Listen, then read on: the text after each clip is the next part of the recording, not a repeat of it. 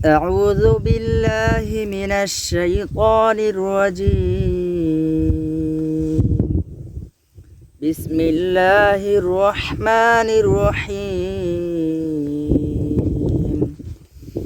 وإذ استسقى موسى لقومه فقلنا اضرب بعصاك الحجر فانفجرت منه 12 عينا قد علم كل أناس مشربهم كلوا واشربوا من رزق الله ولا تعثوا في الأرض مفسدين.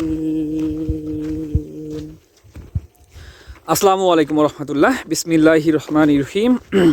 আল্লাহ তাআলা সূরা বাকারার 60 নম্বর আয়াতে বলেছে, আল্লাহ তাআলা সূরা বাকারার 60 নম্বর আয়াতে বলেছেন যে আর স্মরণ করো যখন মুসা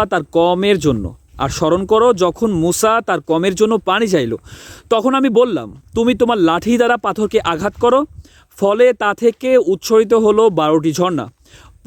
প্রতিটি দল তাদের পানির স্থান জেনে নিল। তোমরা আল্লাহর রিজিক থেকে আহার করো ও পান করো এবং ফাসাদকারী হয়ে জমিনে ঘুরিয়ে বেরো না। আল্লাহ তাআলা এখানে বলতেছেন যে আর স্মরণ করো যখন মুসা আলাইসাল্লাম যখন আল্লাহর কাছে দোয়া করলেন, যে তার কমের জন্য পানির জন্য দোয়া করলেন, তখন আল্লাহ তাআলা মুসা আলাইসাল্লামকে বললেন যে তুমি তোমার লাঠি দ্বারা পাথরে আঘাত করো। যখন মুসা আলাইসাল্লাম পাথরে আঘাত করেছিল তখন সেই পাথর থেকে 12টি ঝর্ণা সৃষ্টি হয়েছিল এবং প্রত্যেকটি দল তাদের নিজ জায়গাতে পানির জায়গার স্থান জেনে নিল।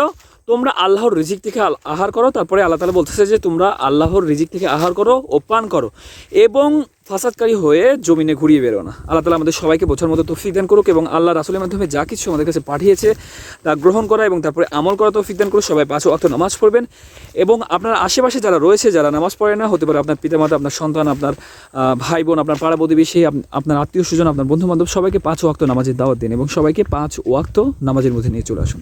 সবাই 5 ওয়াক্ত নামাজ পড়বেন। আল্লাহ হাফেজ।